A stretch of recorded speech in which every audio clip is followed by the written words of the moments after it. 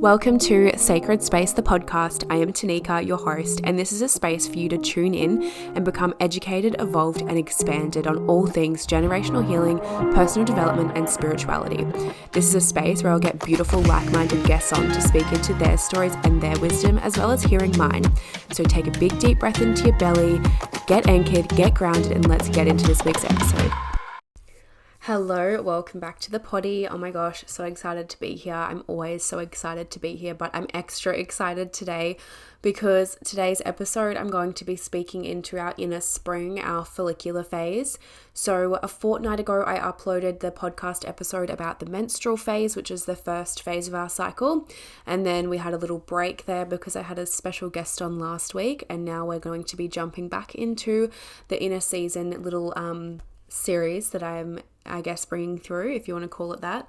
But inner spring is such a beautiful phase of our cycle. The archetype to this phase is the maiden, and the season is spring. I think I've just said that like 4 times, but it's our follicular phase. So it's from days about 8 up until 15, 16, depending on when you ovulate and depending on when your bleed finishes. Of course, these are average numbers. You know that everyone's cycle is different and it's just the average sort of numbers. But yeah, so it's the second phase of our cycle, and I'm going to dive deep into the energetics of this phase. But before I do, self-love ritual coming right up. So my self-love ritual for you is to every single morning when you rise, when you wake up, to set an intention for your day. Not just for your week, not just for your month, set an intention every single day. It genuinely changes everything. Our humanness, our brain, our ego, that drives us, our mind, it needs direction for us to achieve goals, for us to achieve our desires, and for us to go places in life. We actually need direction, and it's the same as energy. When we are so powerful, we are so connected to source, we are so intuitive, but when we're not directing our energy someplace or somewhere, it's just energy, like it's just there. Like you need that direction. It's almost like placing a little bit of a masculine structure at the start of your day so that then your feminine can allow it to flow and you can actually feel the juiciness and the incredibleness of life.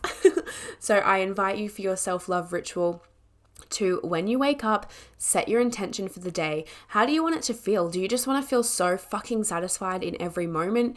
Do you want to feel what it's like to feel like the wealthiest version of you? Do you want to feel complete happiness and ease in every single moment? Do you want to be illuminated what your magic is? What is it that you want to set your intention as, and do that? And it doesn't have to be like this big thing. Like it can literally be like, universe, today show me how I can love myself a little more. So I'm going to leave that one with you, and then we're going to jump into the quote of the week. If you also just quickly, if you can hear that noise, it's my pug snoring. I can't help it. But the quote of the week is what you're holding onto worth the space it is taking up? Like, holy crap. Think about that. Is the emotion, is the pain, is the story that you're holding onto, the concept of self that you're holding onto, literally worth the space that it's taking up? Is it harder for you to actually hold on to these than it is to just simply surrender and let it go? Just have a think about that for the rest of your day. As you're going about your day, think about what it is you're holding on to, and even maybe start journaling into what you could be holding on to that is limiting you and taking up more space, which is actually disallowing you to receive what is here for you. Anyway, let's get into the episode. Inner spring vibes. Oh my gosh. As I said, inner spring is the maiden energy. It's that new energy. It's the inner spring. It is the time where things are feeling rebirthed, refreshed. We're in a playful energy. And the way that I want to start speaking into this is the same as the episode that I was talking into our bleed time, is during spring, how does it feel? Right? When we are moving through life and we get to the season of spring, it's usually the time where the air is still a little cool, but it's warming up. So we're feeling quite driven, right? We're like motivated. We're wanting to sort of put ourselves out there under the sun still, get out there into the air, go do things. All the flowers are blossoming. There's colors everywhere. There's vibrancy. And that is how it feels in our inner energy when you're aligned with the inner energy of your cycle. for inner spring. It's that feeling of feeling refreshed, of the flowers are blooming, we are creative, all these things, right? It's so incredible. And I'm actually just shifting from my follicular phase now into my ovulation. So great timing for me to speak into this because I am really in that energy. So during your inner spring, it is really powerful to start to harness the energy of newness. So when I say this, I mean, this is the perfect time to start something new. This is the perfect time to start a new project. So let's talk about some ways that you can honor this phase. During follicular phase, because it's that maiden energy, it's that new energy, for me, I also find that it's actually really powerful to do inner child healing in this phase because we're most connected to that, younger part of self. The maiden energy is, us prior to being a mother. So in this phase, I do notice inner child healing comes up, and I also notice it's a really powerful time to do that. So in my last episode with Sharina, we spoke into inner child healing, actually coincidentally, but you could go give that a listen if you want to listen to that. But some ways that I do inner child healing is grabbing out some photos of myself as a child and just connecting with her and just connecting with maybe what emotions or what feelings or different things that may be present in my body that she is dying to express, because our inner child is always within us. It's just about reconnecting to our inner child so that we can come from a space of love for her and make her feel held. I know for me, a big one that I've been working on is the abandonment wound from being a child. And, it's so powerful, this work. It really can shift the whole trajectory of your life. So bringing in inner child work can be a way to honor this phase, to let go of anything that doesn't feel light and vibrant and fluffy and nice. Also dancing, moving your body. This is a time when our energy levels are beginning to rise again. So you could implement some Pilates, going for a jog, a little bit more of like a brisk movement rather than the really slow movement that our body calls for during our bleed time. And honestly, like getting creative, like I said, our creative juices are starting to flow with the inner spring. So it could be doing some watercolor painting. It could be doing some journaling. It could be doing, the things that start to anchor into your creative energy. What does that look like for you? I know also during my follicular phase, so this phase, yoni steaming is a must. There's a few reasons why I would recommend yoni steaming. One would be because it just helps the womb to flush out any residue that may be left over in there from us shedding our uterine lining.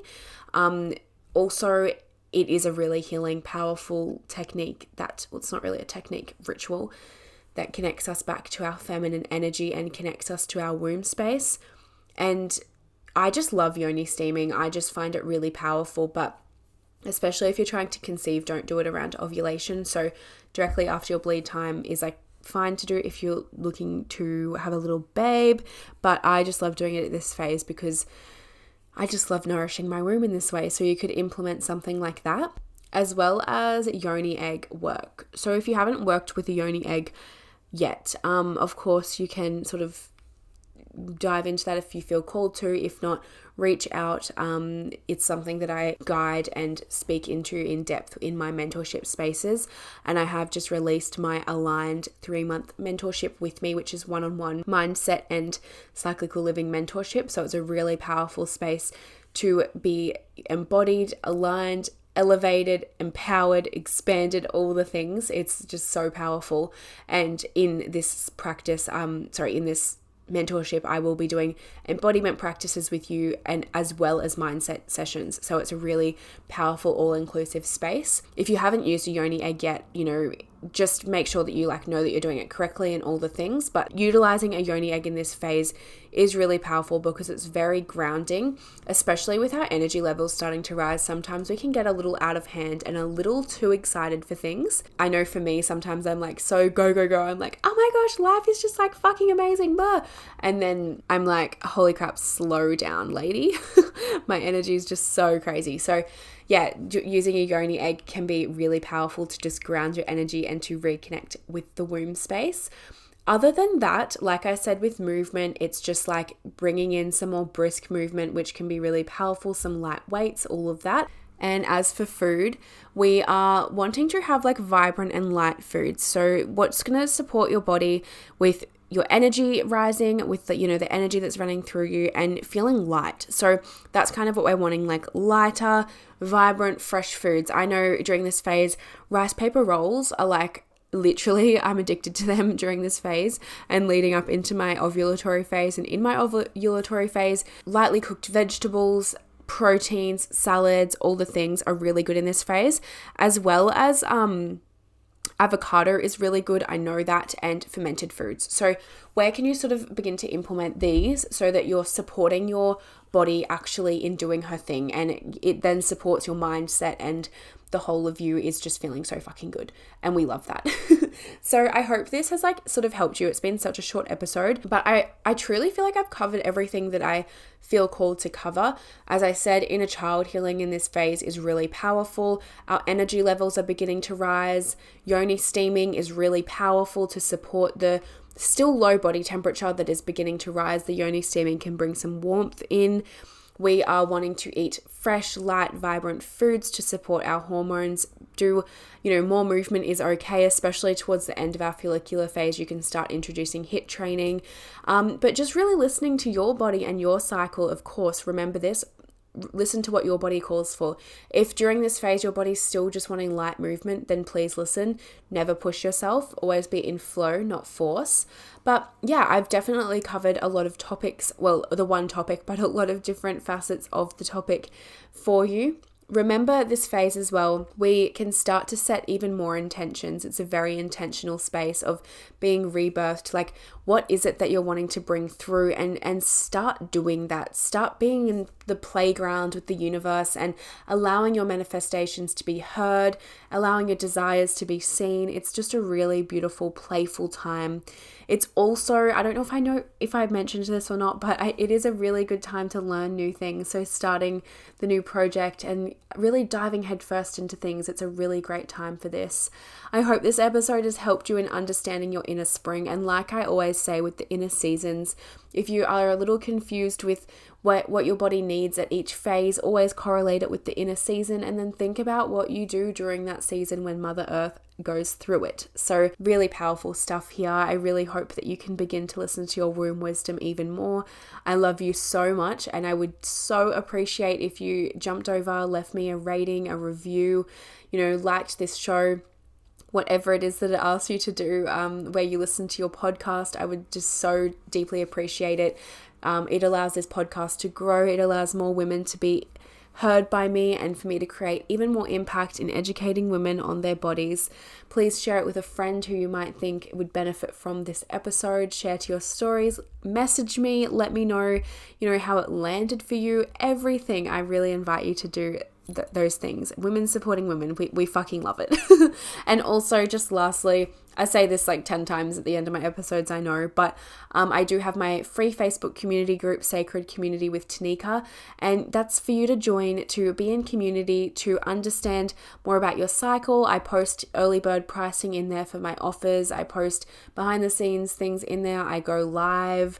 You can ask me questions for the podcast. It's just a really nice space to be a part of. So I'll leave the link for that below in the show notes, but I love you so much, and thank you again for supporting my podcast. I'll be back in your ears next week on Thursday. Hey, beautiful. Thank you for listening to the end of this episode. I so appreciate you. And to show my appreciation, I am offering you $50 off my aligned one-on-one mentorship.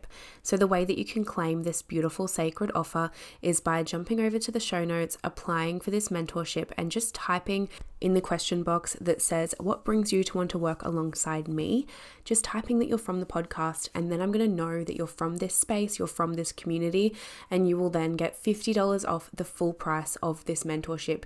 This is such a beautiful offer, and I just really want to share my love and gratitude and appreciation for you. So if aligned is something that you have been thinking about joining, jump on over, apply now, and I would love to work alongside you for 3 whole months. Love you.